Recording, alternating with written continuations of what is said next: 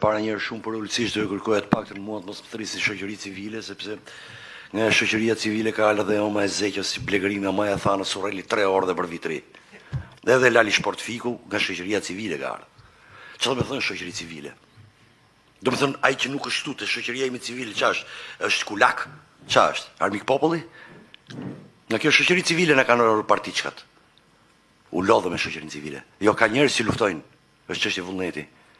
Nisma Qëndisma, OP-ja, Boja Gjiu, Libri, Fletoria, gjitha këto çfarë?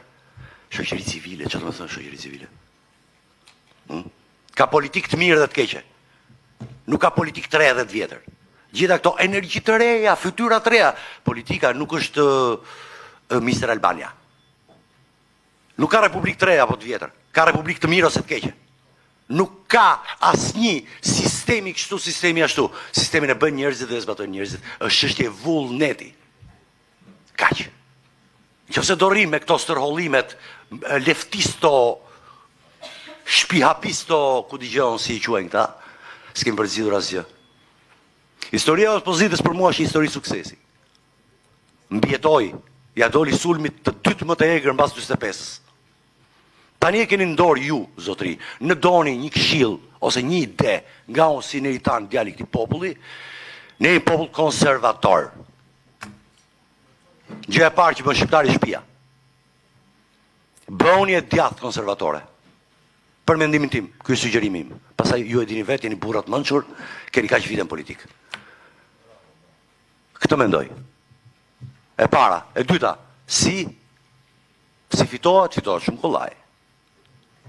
Shumë kush mund të thotë hoç na the, po fitohet shumë kollaj. John Fitzgerald Kennedy ka thënë, mos mendo çfarë do bëj Atë për ty, po çfarë do bësh ti për Atë. Dhe nuk ka asgjë që mposhtë zemrën e një vullnetari. Unë jam krenar që jam pjesë e Aleancës për mbrojtjen e teatrit, një lloj mënyrë ne vum, një lloj standardi. Betej për ditë, dhe kishim një mal shumë të madh përballë. E dini ju shumë mirë.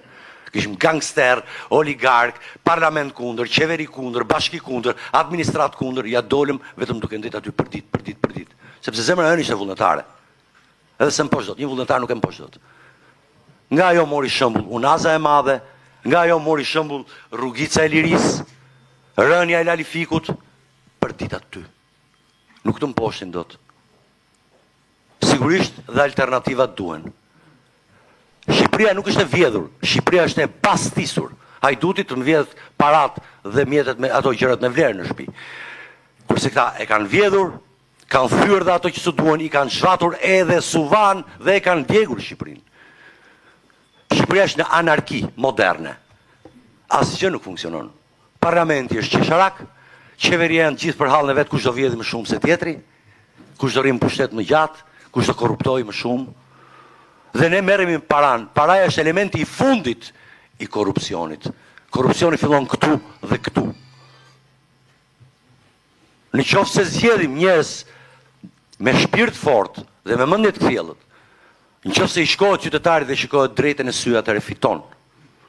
Sepse këto produkte të rrjeteve sociale dhe e këtyre stërkaleve të pështymës historike në objektiv tek e studiove të kamerave, të studiove të bëra me pleksiglas i shanti higjenik, nuk çojnë as gjikundi.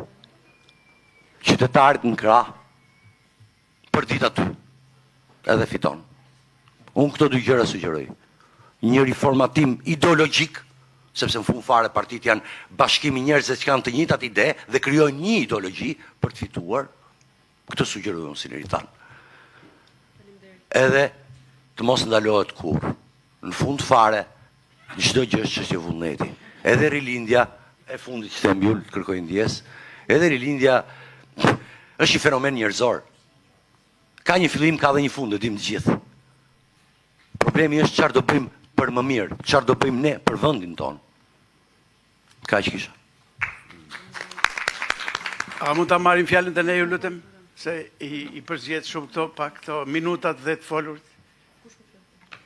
Atëherë, duhet edhe pak dhunë që të marrësh edhe këtë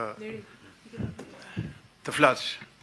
Unë jam përfaqësues i shoqatës biznesit të vogël dhe të mesëm të Shqipërisë, quhem Albert Nasto. Kam ardhur këtu bashkë me dy kolegë dhe do ju them, jam i nderuar sot, jemi të nderuar si shoqat kaq e madhe, jemi të nderuar që jemi në këtë tavolinë me këta njerëz kaq të nderuar dhe kaq luftëtar.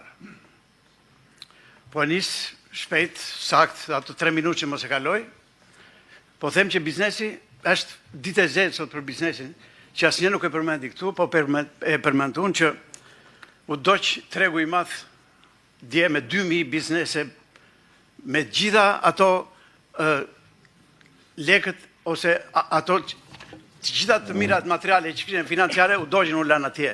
Ne besojmë se ai është djegur qëllimisht. E doqën nga oligarkia, po. Kullat e kanë djegur. Ja u themun ju 100%.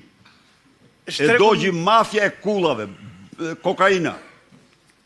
Po Do gjithashtu. ndërtojnë aty, ka që gjithë puna. Po gjithashtu. Dua të 2000 theksoj biznese që të merr. se tërkyre e besh, tërky shi, në shumë qytete, Durrës, Fier, Vlorë, Gjirokastër, Shkodër dhe shumë qytete tjera që mediat ndofta nuk e i kapin dot nga që është një aktivitet shumë i madh i gjendjes së biznesit sot, me mira biznese janë të mbushura me ujë dhe të shkatruar çdo qindark të tyre që kanë hedhur si familje në ato biznese. Ne kërkojmë këtu, me që jemi këtu, por kërkojmë nga antarët e Këshillave Bashkiake, që keni ju si parti, kushdo që ndodhen, PD-ja, apo LSI, apo partitë e tjera opozitare, të kërkojnë Këshillin Bashkiak dhe ne bashk, sidomos të Durrësit dhe të qyteteve që kanë pësuar një dëm shumë të madh bizneset, por jo vetëm bizneset, por dhe qytetarët që dëm shpërblen qindark me qindark. Sepse po ju them, dëm nuk është kthyer gati edhe kur atërmeti i 2019-s, biznesi mbetet gjoja u dëmshpërblye, por faktikisht 80% e biznesit nuk u dëmshpërblye asnjë qindark. Atëherë, kjo ishte si filles. Por mund t'jap ca dhëna që këtu ndoshta dikush dhe s'mund t'i di këtu, po them që gati në 2014 kanë qenë 210.000 biznese në Shqipëri, operonin. Sot nuk janë gati 100.000 biznese. Po pse janë mbyllur këto 105.000 apo 110.000 biznese? Shkaqet janë të shumta, por shkaku kryesor është çmimi i lartë i energjisë i papërballueshëm. Korrupsioni, siç e shohim. Këto janë milionra euro, miliarda euro të vjedhura nga kjo administratë lokale dhe qendrore.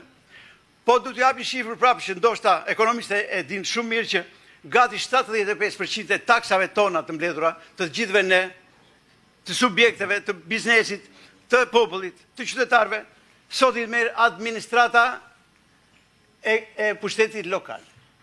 Që do të thotë ne punojmë për këta dhe këta, edhe ato dy hidrovorë që vendosin, edhe një rrugë që bëjnë, edhe atje, edhe një diçka, se në qoftë se do ishin do funksiononin hidrovorët, nuk do ishin bërë këto mbytje. Ne do kërkojmë hetim, mund të hapim si shoqat, si grupi interesi, për të gjitha ato hidrovorë që nuk punojnë, apo edhe për diçka tjetër. Sepse këtu po bëhen shumë dhe askush nuk e merr përgjegjësi, se flas për qeveri. Qeveri nuk ka më. Nuk mund të flasim më për qeveri.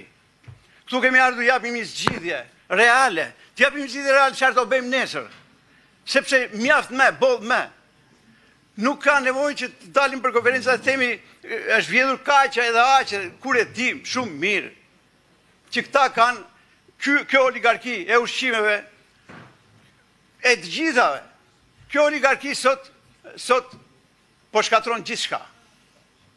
Prandaj themi që ne jemi të gatshëm që të bashkohemi, kemi qenë bashk, do jemi bashk, do jemi me të drejtën e Zotit, me të drejtën e kushtetutës, po me drejtën e si biznese, se për fundit Shqipërinë e mbajnë biznese të vogla dhe të mesme dhe të mëdhaja.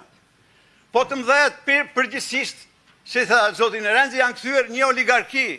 Po të shikojmë janë oligarkë që po grabëllojnë gjithçka nga pasuritë tona dhe po shkatrojnë biznesin e vogël. Edhe njerë ju lutëm shkurt pa evidentuar problemet se i dim, vetëm sugjerime. Ne jemi, si grupi interesi, jemi gati që çdo lloj vendimi të marrë politika shqiptare këtu opozita, pa përmendur çfarë parti, po gjitha partitë shmendim do dalin, ne do jemi shesh me juve.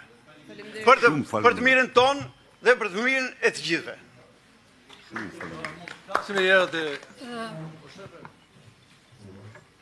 Po unë për të mos krijuar kaos mendova radh, po nëse doni mund ta bëjmë edhe kështu pa diskutim. Me që kishte vetëm burra deri tani të shtoj me një grua, se ndoshta e bëni çik më të larmishëm. Blerina Gjyriqi, edhe unë jam e shoqatës së biznesit në fakt, mirë po nuk dua të ndalem tek biznesi për shkak se Alberti e zauroi. Unë doja në fakt të bëja një propozim për ju, doktor Berisha, duke qenë që jam edhe antare e departamentit të sipërmarrjes në Partinë Demokratike, doja t'ju bëja një propozim në lidhje me krijimin një departamenti funksional me elitën e re. Mirë po, në elitën e re unë nuk personifikoj 25 vjeçaret, personifikoj ata njerëz, burime njerëzore të cilët nuk kanë kosto politike. Që do të thotë? Integrimi i burimeve njerëzore të cilët janë intelektual dhe që s'kan kosto politike pa diskutim që kanë investuar në Partinë Demokratike dhe që nuk janë pasardhës të ndryshëm të ish funksionarëve të cilët de facto kanë kosto politike dhe hije dyshimi, ku këto hije dyshimi nuk na kanë lënë që ne të shkojmë tek vota gri. Gjithashtu, këta antarë të këtij departamenti, nëse bëhet i mundur krijimi i këtij departamenti, do doja që të testoheshin kurrikulumet e tyre. Që do të thotë, nëse këto arritje akademike i kanë të vërteta, nuk i kanë të vërteta sepse kanë parë shumë zhurmë lidhje me këto arritje. Dhe më e rëndësishmja që unë e quaj personalisht, t'ju ketë thënë dikush puna e mbarë në mëngjes. Sepse kemi politikanë të cilët ndoshta nuk kanë punuar asnjëherë dhe na kanë dëmtuar në imazhin e partisë tonë. Të jenë familjar të rregullt, duke qenë që për Partinë e Djathtë familja është shtylla kryesore. Të kenë të kenë empati në një grup të caktuar të shoqërisë tonë, siç mund të jenë jurist, ekonomist, dentist, inxhinier dhe të tjerë.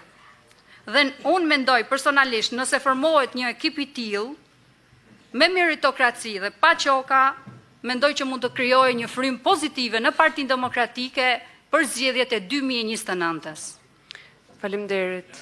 Duhet kemi parasysh që tryeza është më shumë e fokusuar për antarët jo të PD-s, për shoqërinë civile, për qytetarët e angazhuar. Ka mundësi? Kështu që po vazhdo sot Jasimi. A ka mundësi këtej se ke ngel vetëm majtas ti? Sepse unë respektoj radhën.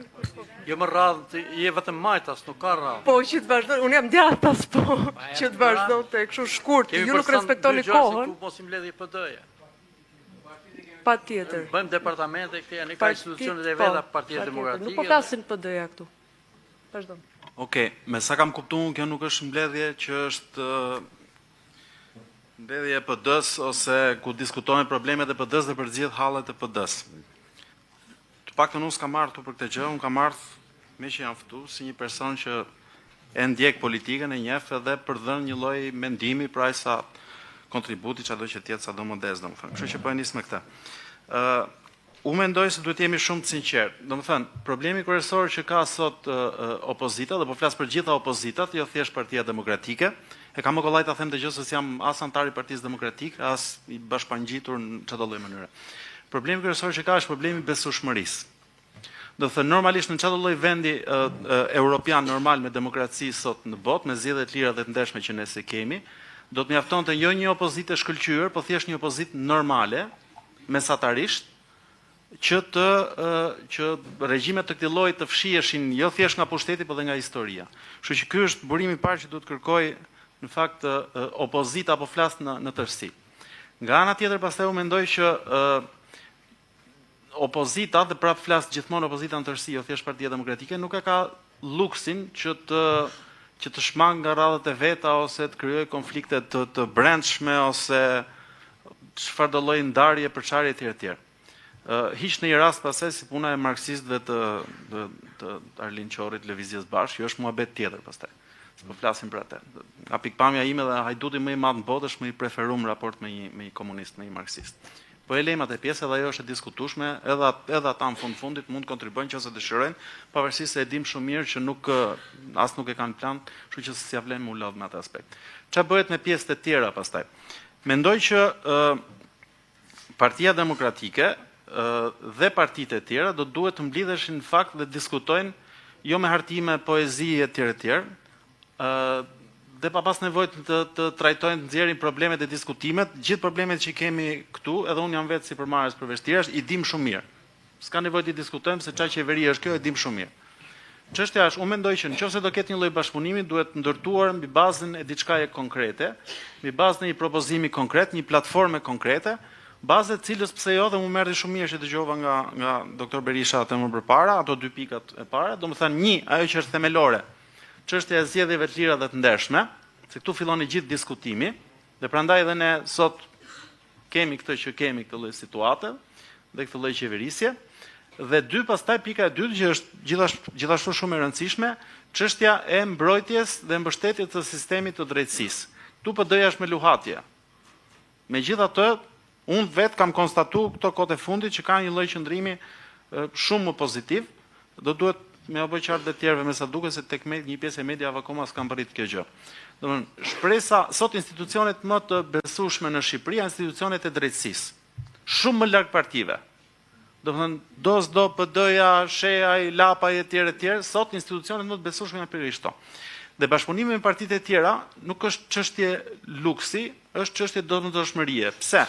Sepse dhe jam marrë çik me këtë punë se edhe kam një stikët vetë të politologut, njeriu që edhe e studion politikën, jo si analist televizioni, po dikush që ka ca reflekse të tjera, pak më thella.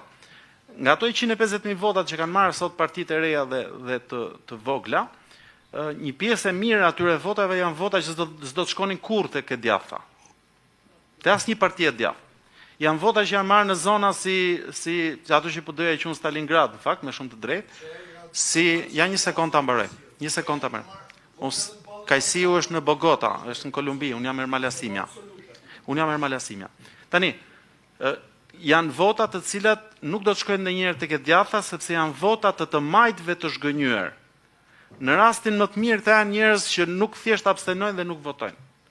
Kjo është dhe një arsye tjetër pse në fakt votat e këtyre partive janë të nevojshme. Dhe shumë mirë që edhe ftesa ju bë dhe atyre, dhe unë kam qenë mendimit që duhet ishim. Megjithatë mendoj, kjo është thjesht çështje teknike, që nëse ftohen për diskutim dhe për bashkëbisedim, nuk ka nevojë dhe thjesht bëhen edhe publike. Ndoshta mund të jetë edhe një tryezë diskutim që mund bëhet mbi një platformë duke nisur nga ato dy pikat.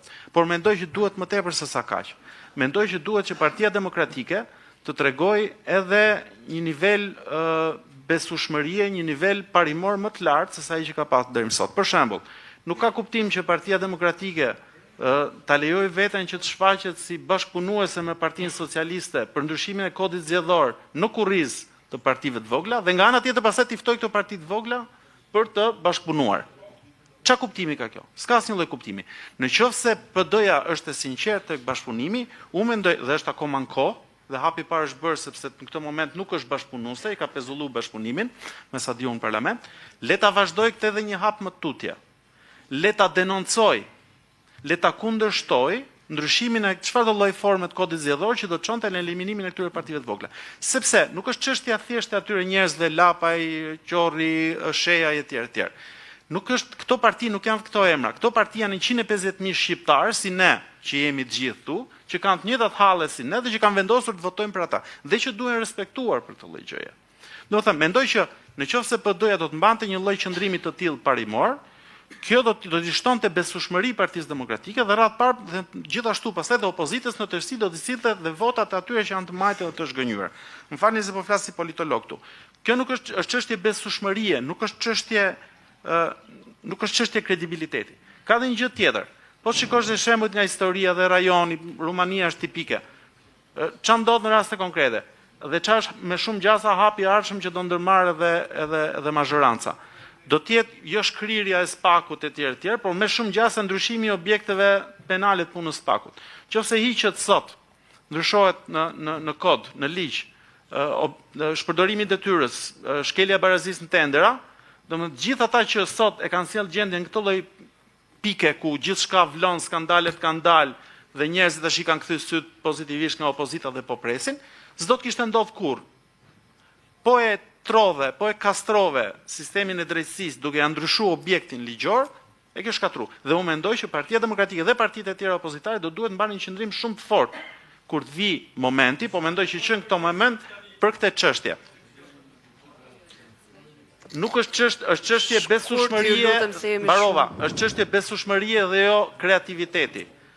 Tjetë për kreativitet që nesër, ju apo një ide, 200 tenda kampingu përpara kryeministrisë, edhe u zgjidh çështja nesër me gjithë mediat e botës e kanë nxjerrë aty protestën e opozitës shumë më fort se sa sot. Faleminderit.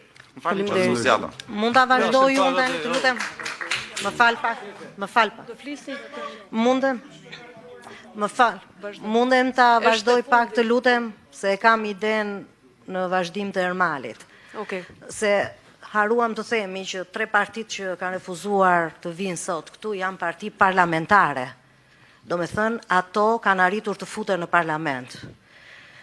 Unë gjysmën e ides time dha Ermali, në fakt, partive parlamentare, por do t'i përthosha Partisë Demokratike. Është e aftë Partia Demokratike të dali mbi emrat dhe të krijoj një grup i cili të bëj një bashkërendim të opozitës, ose të partive që vetë quhen apo quhen opozitare sot, duke krijuar një grup me persona dhe me figura jo të konsumuara politikisht, por me figura të reja politike, për të koordinuar edhe partitë e tjera të cilat sot kanë refuzuar që të vinë këtu. Dhe e dyta që dua të them është, a është e gatshme Partia Demokratike, deputetët e saj, të cilët janë paguar, po paguen, do vazhdojnë të paguen derisa të mbarojë jeta, me fondet dhe me paratë e taksave tona, pa punuar punë të tjera, por si deputet, a janë të gatshëm të sakrifikojnë ata ekonomikisht, politikisht, duke filluar protesta konstante, sistematike, me kërkesa të përcaktuara drejt, do me thënë, a është e gatshme Partia Demokratike ta ketë seriozisht këtë radhë, apo si herët e tjera, duke bërë protesta sa për të pirë një kafe në shesh. Faleminderit. Faleminderit, duhet kemi parasysh që logo është për Shqipërinë, jo për PD-n, dhe siç presim nga PD-ja që të dëgjoj shoqërinë civile, ashtu presim dhe nga partitë e tjera. Po mundet. Kam një pyetje për doktorin. A mendoni që do ishte më mirë që të krijohet një institucion që këtë konglomerat opozitar ta mbajë më të qëndrueshëm, duke plotësuar natyrisht secilit prej personave drejtuesve të partive politike në aleancë me Partinë Demokratike, duke krijuar një institucion, duke ndërhyrë ose duke krijuar një arkitekturë opozitare, ku secilit i merret mendimi në mënyrë institucionale, jo mblidhemi dhe shpërndahemi, po kjo nuk do reflekton të mirë them as në popull, ndërsa në qoftë se do të krijojë një institucion, qoftë edhe vendimmarrës, pse jo, ku secili ketë mundësi në një forum që me në krye zotin Berisha si kryetari i partisë më të madhe natyrisht, të krijohet një forum i cili të ketë edhe fuqi vendimmarrëse për çështje thelbësore, për shembull për kodin zgjedhor. Kodi zgjedhor nuk duhet i besohet qoftë edhe Partisë Demokratike vetëm, pavarësisht nga fuqia që ka, sepse ajo ka fuqinë të pamjaftueshme për të diktuar Partinë Socialiste. Po dhe një marrëzhin publik, unë them që ka kaq shumë nevojë sot opozita, do ishte një ide e cila është themel për të ngritur një besim që atje nuk është vetëm një dhe të tjerë të vinë si dhe një konglomerat personash, një konglomerat rëre, po një konglomerat i cili bashkon se cilin dhe krijon vërtet një institucion të cimentuar, i cili reflekton edhe në opinionin publik, tek njerëzit, reflekton besueshmëri. Faleminderit. Zonja Grillo ka që shpash me kërkon. Jo, e kam pyetje nëse zoti Berisha ka në agjendë apo do të ishte dakord apo për ta futur në agjendë mbledhjen e radhës. Po. Se u bën disa pyetje, flet zoti Berisha. Ju falenderoj për ndërhyrjet. lidhur me gjendjen aktuale të opozicës, të Partisë Demokratike. Ajo çfarë mund të them, pas një kalvarit pa precedent në historinë e Europës dhe më gjërë ndofta, kjo parti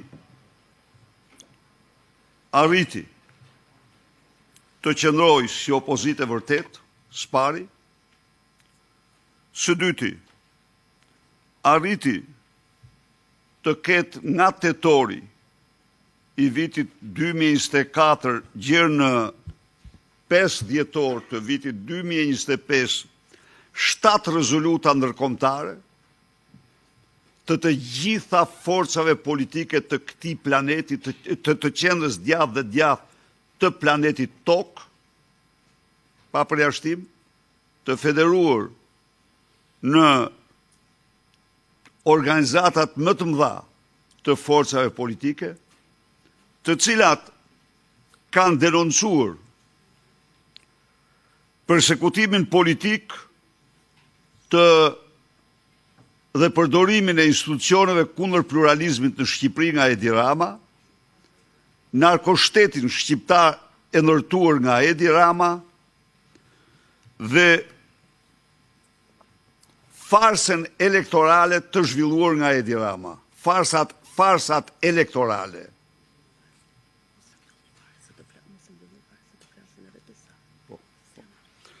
Pra, natyrisht kjo ka qenë një betejë jo pa pasoja, duhet ta pranojmë, jo pa gjurmë, jo pa nishane, jo pa Por këtu është situata. Partia Demokratike qëndron plotësisht e hapur ndaj forcave të tjera politike opozitare dhe ka shprehur vlerësimin e saj për partinë dhe kryetarin e saj që proteston çdo ditë këtu tek kryeministria, ka ftuar dhe ajo është në protest dhe vlerëson, ka ftuar parti të tjera, por Partia Demokratike natyrisht nuk mund të diktoj jashtë vullnetit tyre bashkëpunimin. Kjo, për sa i përket kodit elektoral, ato janë ftuar, janë ftuar me duke u dhënë dhe garanci që ne do të bëjmë, ne do mbrojmë apo do të jemi për ndryshime konsensuale si opozitë. Ka refuzuar të vinë për arsye sepse ka ndonjë që preferon të jetë opozitë e opozitës, por të jeni të sigurt që opozita e opozitës është paterica e qeverisë. Këtë sepse në historinë e pluralizmit, në qoftë se ato rezoluta thonë që ka përdorur institucionet kundër pluralizmit, vetë kuptohet që agresioni ndaj opozitës ka qenë një nga rrugët kryesore. Pra, ne ja u them këtu, jemi të hapur për ndryshime në kodin zgjedhor plotësisht konsensuale me të gjithë aleatët, me të gjithë opozitët, me të gjitha partitë opozitare. Tani, më shumë se kaq, ne nuk mund të ofrojmë, s'kem që ofrojmë. Por ne jemi tërhequr nga ajo. Pse jemi tërhequr nga ajo? U tërhoqëm sepse Edi Rama nuk ka në absolute asnjë vullnet për asnjë ndryshim tjetër përveç atyre që don vetë. Kjo është e vërteta. Dhe ne jemi tërhequr nga 2 komisionet, siç e keni marrë vesh ju, për këtë arsye që do t'i përgjigjemi. Pra, unë këto përgjigje kisha dhe lidhur me ai do ndryshoj kodin, jo siguroj që do ndryshoj kodin, do t'i bëj të gjitha ato që don në qoftë se ky popull nuk i tregon vendin, sepse ai nuk ndalet, ka krye krime shumë të rënda dhe nuk dorëzohet për shkak të krimeve që ka kryer. Faleminderit. Vazhdojmë zonja Grillo e fundit dhe pastaj do kalojmë këtej. Nuk jam unë. Po e di, po ju e shikoni sa veta jemi. Unë nuk është se preferoj dikë më shumë se tjetri. Këtu jemi shumë.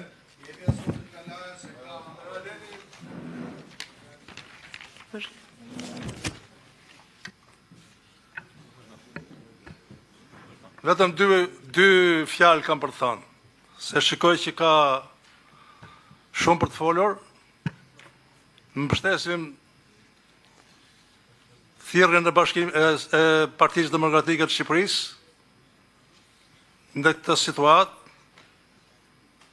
Bashkimit Sindikatat Pavarur Shqiptare dhe Sindikatës Mjaftuar të Shqipërisë, edhe u bë shumë shkurt të them që nesër kjo opozit bashkë me neve dalim nesër në shesh përpara kryeministrisë. Jo vetëm këtu në kryeministri e përpara sheshit, por në të gjithë qytetet e Shqipërisë për të ngritur për një herë gjithë qytetarët dhe shqiptarët në protest kundër kësaj qeverie. Kaq kisha për t'i thonë. Ato që kjo është gjithë. Demarsh i vasë.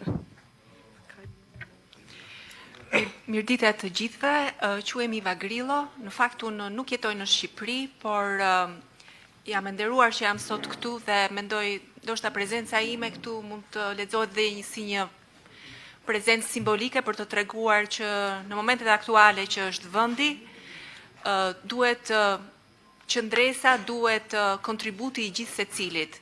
Dhe mendoj siç ka njerëz të shqetësuar këtu në Shqipëri, ka dhe plot jashtë Shqipërisë, të cilët duan dhe janë të shqetësuar me situatën në Shqipëri dhe presin ndryshim.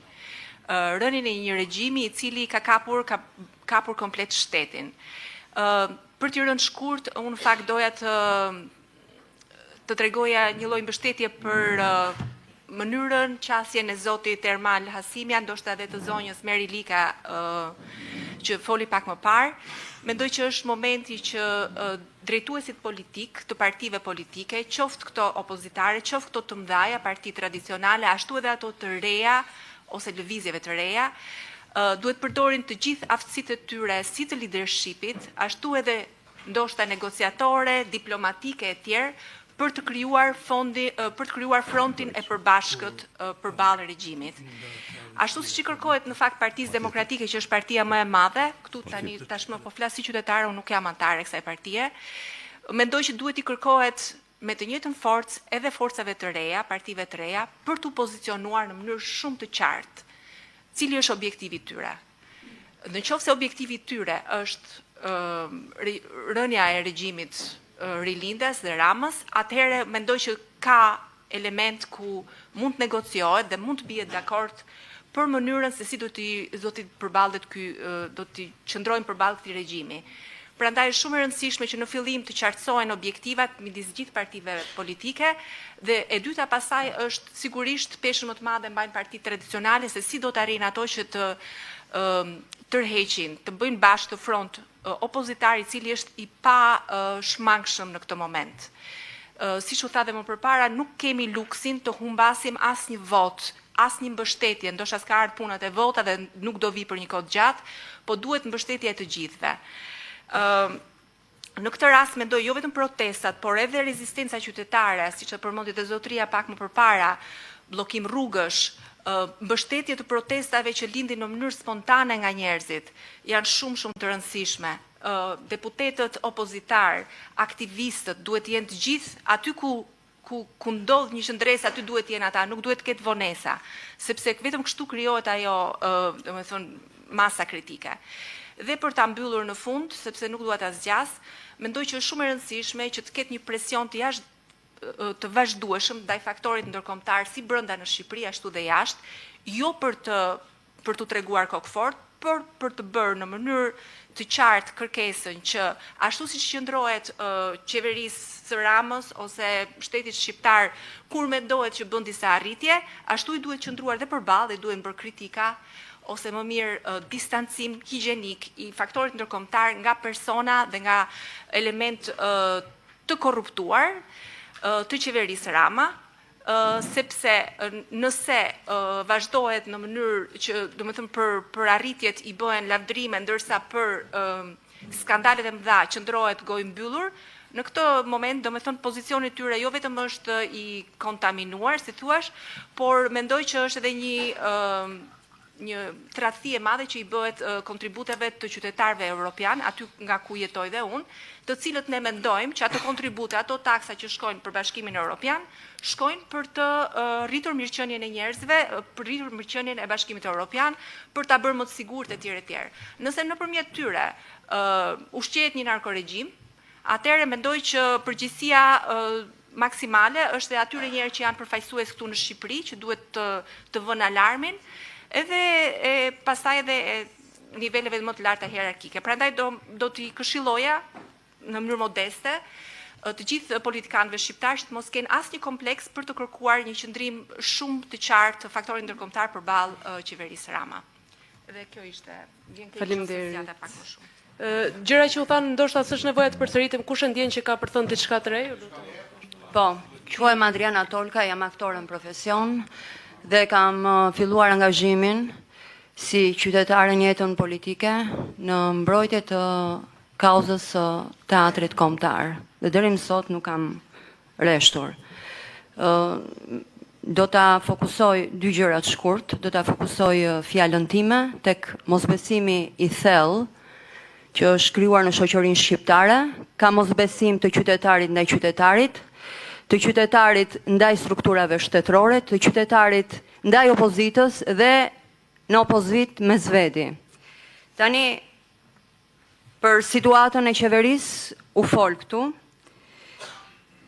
në lidhje me mosbesimin e qytetarit ndaj opozitës dhe mosbesimit që ekziston mes vetë opozitarëve, ne këtu në këtë tryez nuk na lidh dashuria, më së shumti, po na lidh një interes i përbashkët për të rrëzuar këtë qeveri që pa u intimiduar, do t'i quaj armiq të kombit, nisur nga bëmat e poshtra që kanë bërë. Mendoj se ky interes madhor nuk duhet të eklipsohet nga interesat personal që nuk mund të mohojmë gjithë secili, por që në një pak raste kanë arritur deri në të qenit meskine. Dhe betejë jonë është kthyer shpesh në një luftë tavolinash. Prandaj, në këtë kuadër, që ky interes i përgjithshëm të fitojë, mendoj që gjëja kryesore që na duhet është sinqeriteti mirëfillt mes njëri tjetrit. Në një pak raste, opozitar me kontribut të shquar, nuk janë mbështetur dhe nuk janë vlerësuar nga të ngjashmit e tyre. Për fat keq. Dhe njerëzit, qytetarët e tjerë nga jashtë, e dallojnë këtë energji. Nëse nuk do të jetë ky sinqeritet mes nesh, është e kotë të flasim. Nuk do të arrim dot të ringjallim besimin te qytetarët e thjeshtë e elektorati, që ne nuk do të jemi njësoj si këta që po na qeverisin sot. Dhe së dyti, që të na bashkohen njerëzit në numër të madh, duhet që papajtueshmërinë me sektin madhi në fuqi ta kemi seriozisht. Dhe në këtë rast seriozitet nuk do të thotë emfazë në përfjalime, por konkretisht të marrim iniciativën, të ngulemi 24 orë me turne, ne vetë së pari, me familjarët tanë, kush mundet, dhe kjo punë nuk bëhet më me të tekur. Kam dëgjuar shpesh, sidomos në rast e demokratëve, që demokratët janë njerëz të lirë, nuk i detyrojmë dot. Jo, në këtë rast liria nuk ka këtë kuptim. Liri do të thotë që ti që je i Zoti, ti bësh vetë zgjedhjet e tua. Dhe në këtë rast ne duhet të detyrojmë veten tonë. Dhe kjo nuk duhet kërkuar vetëm tek njerëzit që drejtojnë opozitën, por dhe tek opozitari më i thjeshtë. Kjo punë nuk bëhet me të tekur, secili nga ne sipas mundësive duhet zëm sheshin aty, ne kemi treguar në protestën e teatrit kombëtar. Dhe nuk ka asgjë të keqe që secili prej nesh të vi, të valvis flamurin e partisë së vet, sepse funda kjo është një zgjidhje politike, dhe të shihet që spektri politik është i gjithi për mbrojtjen e kombit, për shpëtimin e kombit nga kjo gjendje masakër, Atëherë po ky është seriozitet. Dhe kjo punë është edhe dukje tek faktori ndërkombëtar, për fat keq. Nuk kemi mbështetjen që do donim të kishim nga ai. Le t'ju tregojmë dhe atyre që e kemi seriozisht dhe duke vepruar ne së pari. Në këtë rast, qeveria do ishte mes dy zjarrësh dhe me shpresë edhe ata do t'i kemi në krah. Do t'i kemi më të pranishëm. Kemi parë qytetarin sy më sy, nuk na kanë besuar. Sepse vetëm me fjalë kjo punë ne duhet realisht me vepra, sinqeritet për sa i përket kësaj pune që na takon dhe seriozitet, që do të thotë qëndrueshmëri, vazhdimsi. Ju falemnderit. Desha të marrë. A ta mbaroj pak lutem se kam të parë. Ne gjithë po presim. Gjithë po presim, po ashtu. Okej. Përshëndetje gjithë, jam Lindita Komani. Jam nga Instituti Konservator Shqiptar. Me figura të njohura dhe publikisht, ish ministra po dhe personazhe të reja që i shikojmë edhe në media duke folur, duke bërë analiza. Desha të cilë dy gjëra për institutin dhe pastaj do doja të flisja si Lindita Komani, person aktivist në 12 vite protesta. Me institutin kemi zhvilluar një model ekonomik i cili fatkeqësisht e tregon shumë qartë që Shqipëria si një narkoshtet nuk ka një perspektivë të ndritur në të ardhmen e afërt apo atë të mesme. Sepse rreth 20% e produktit brendshëm bruto aktualisht bazohet te të ardhura që vijnë nga rrjedhat palishme të parave që vijnë nga jashtë. Dhe sipas modeli ekonometrik të zhvilluar në kuadër të këtij studimi që ne kemi bërë, nëse do të ketë një reduktim me 30% të këtij fluksi të ardhurash të palishme, produkti brendshëm bruto do të kurrej dhe do të arrinim në rënje ekonomike. Kështu që unë këtu do doja të jepja pak zë sa do pak gjithë asaj proteste që sollën bizneset që ishin pranishme këtu, të cilat e ndjejnë shumë mirë se si ka ndikuar dhe kjo rrjedhë palishme parash, duke fokusuar vëmendjen vetëm te investimet në ndërtim, ndërkohë që janë neglizhuar fusha tjera, sidomos industria dhe bujqësia. Prap në kuadër të institutit do doja të sillja faktin e ligjit për barazin gjinore, qëndrimet që ne kemi mbajtur në kuadër të miratimit të këtij ligji të turpshëm, të pa precedent, të pa mendueshëm për një shoqëri konservatore siç është shoqëria shqiptare në gjenezën e saj.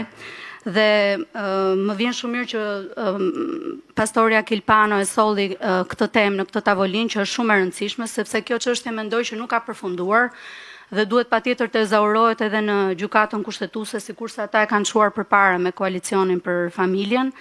Dhe mendoj që dhe Partia Demokratike po dhe gjithë partitë opozitare duhet të ngrejnë zërin në këtë drejtim, sepse ai ligj e hap derën shumë ligjeve të tjera të ndyra për realitetin shqiptar, që nuk duhet në asnjë mënyrë të hyjnë këtu.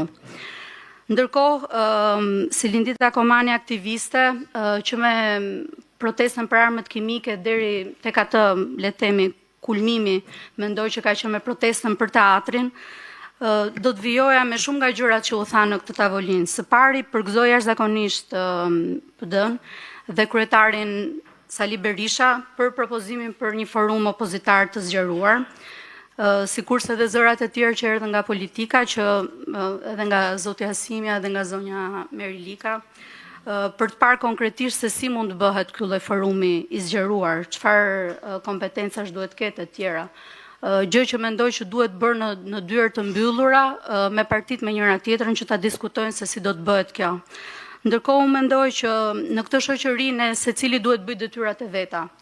Politika do bëjë detyrat e veta, le të mblidhet veçantë, shoqëria civile duhet bëjë detyrat e veta, të vazhdojë të dalin për protesta, të bëjë çdo gjë që është e mundur që ta diskreditojë këtë qeveri në nivel ndërkombëtar, përmes rrjeteve në cilat janë të angazhuara. Gazetarët ta vazhdojnë ta bëjnë punën e mrekullueshme që kanë bërë deri tani.